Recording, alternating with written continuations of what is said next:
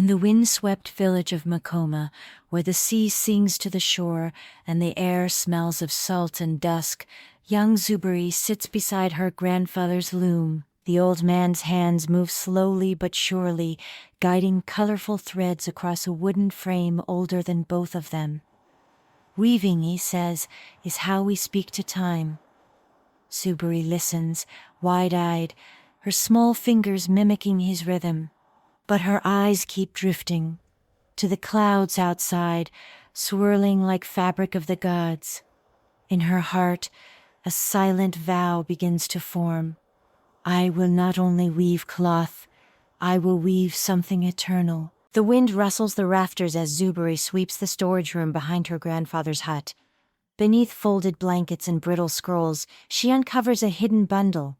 Inside, an ancient, half-finished pattern drawn in ochre and charcoal. Its lines twist like wind caught mid-breath. At the bottom, a name has been violently scratched away. Her grandfather appears in the doorway, gaze darting. That pattern is forbidden, he says, left unfinished for good reason. It stirs things best left sleeping. But Zuberi's eyes are wide with wonder. She doesn't see danger, she sees destiny, and already her fingers itch for the loom. Makoma's festival bursts with color. Bright cloths ripple in the sea breeze, drums thunder, and incense swirls in the air. Zuberi steps into the crowd, clutching her tapestry woven from the forbidden pattern. It spirals and sways with unfamiliar shapes, alive, wild, unlike anything seen before. Villagers pause, stare, then frown. Too strange, murmurs one weaver. She's mocking tradition, says another. The cloth is laughed at, dismissed, pushed aside like a mistake. Zuberi's heart pounds, but she lifts her chin. It tells a new story, she says. No one listens, but as night falls, one elder lingers, eyes narrowed, silent, intrigued. The market empties as the sun slips behind the waves. Zuberi stands alone beside her forgotten tapestry, shame heavy in her chest. That's when she sees him, an old thread seller cloaked in patchwork cloth, his eyes gleaming like oil lamps. From beneath his cart he pulls a spool of shimmering blue thread, glowing faintly like the evening sky. This thread listens, he whispers, but it only binds to truth. Zuberi hesitates. What happens if I weave with lies? He smiles, not unkindly. Then it unravels. She accepts it, heart trembling. In her hands the sky thread pulses with quiet power. Back in her quiet hut, Zuberi threads the shimmering strand through her loom. It resists her at first, slipping, tightening, as if testing her hands. She breathes deeply, calms her mind, and begins. As her fingers move, the tapestry starts to shift. Not just in color, but in sound. She hears a whisper, then another. The cloth glows faintly. She sees flashes, distant mountains, unknown faces, storm clouds wrapped in gold. Her breath catches. The pattern is no longer hers alone. It is speaking back, and somewhere deep inside Zuberi knows this thread is alive, and it is watching her just as closely. At dawn, a drum beat summons the people of Makoma. The council stands tall, robes brushing the earth. The eclipse approaches, the chief elder announces. One weaver from each village shall craft a cloth worthy of offering to the gods. Gasps echo. Zuberi's name is called. Elders grumble, rivals glare. She is too young, one whispers. Too reckless, another mutters. But Zuberi steps forward, heart pounding. Her fingers ache to prove them wrong. In her satchel the sky thread pulses. She bows low. I accept, she says. And as the sun rises behind her, even her critics feel something shift in the wind. Zuberi sits alone before her loom. The village sleeps, but she cannot. Her hands move in rhythm, yet the sky thread twists against her will. The pattern refuses her command. She pulls tighter, too tight. The cloth snaps, edges fray. Her vision blurs with tears. Maybe I was wrong, she whispers. Maybe I'm just a girl who wove too high. Her grandfather watches from the doorway, silent. The thread glows faintly, but it no longer sings. In the stillness, doubt coils like smoke around her. She clenches her fists. She must choose, surrender to fear, or find her rhythm again, from within. The next morning, Zuberi leaves her grand loom untouched. Instead, she walks back to the old weaving stump by the sea. the one where she first learned to twist fiber into story beside her grandfather. Her fingers, still sore, begin with simple lines. No sky thread, no magic, just memory. She weaves the scent of salt, her mother's laughter, the ache of failure, the warmth of her grandfather's voice. With every thread, her doubt begins to unravel. This is not pride, this is truth. The wind picks up, and in her palm the sky thread hums, waiting, ready to try again. That night, Zuberi returns to her loom, with the sky thread in hand, and a steadier heart. She begins to weave, not with ambition, but with memory. Her fingers follow no map, yet the pattern flows like a song only she can hear. Then, as she knots the final loop, the tapestry glows faintly and catches flame. She gasps, but the fire does not burn. It dances. It speaks.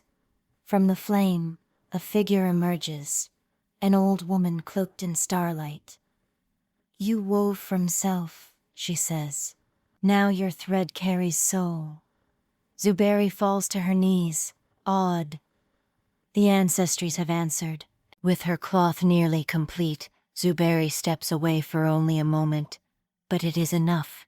In her absence, a rival creeps into her hut, jealousy burning in his eyes. With a flick of his knife, the sky thread is cut. When Zuberi returns, the loom is still, the tapestry sagging. Her heart drops. The thread, irreplaceable, is gone. Panic surges, then fury, then resolve. She collects seaweed strands, crushed palm fibers, and her grandfather's old dye. "If the sky won't hold me," she mutters, "then the earth will." She rewinds her loom.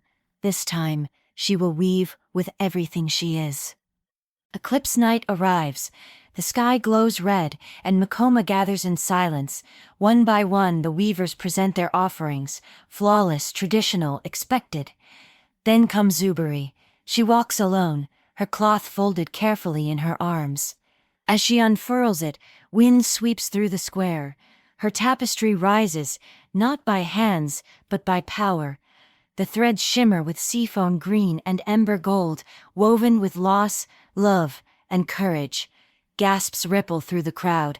It moves, not like cloth, but like memory given form. For a heartbeat, all are still. Even the elders forget to breathe. Zuberi has woven more than beauty. She's woven truth.